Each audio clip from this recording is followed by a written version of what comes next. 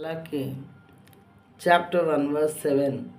By offering polluted food upon my altar, but you say, how have we polluted you?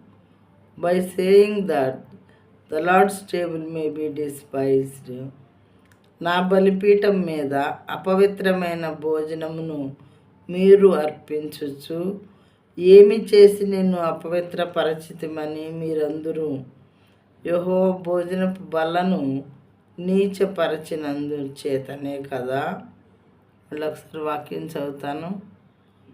నా బలిపీఠం మీద అపవిత్రమైన భోజనమును మీరు అర్పించుచు ఏమి చేసి నిన్ను అపవిత్రపరచితిమని మీరందరూ యెహోవా భోజనపు బల్లను నీచపరచినందు చేతనే కదా. దాని కంటిన్యూషన్ 8th verse కూడా విందాం, అందులో ఏమన్నదో.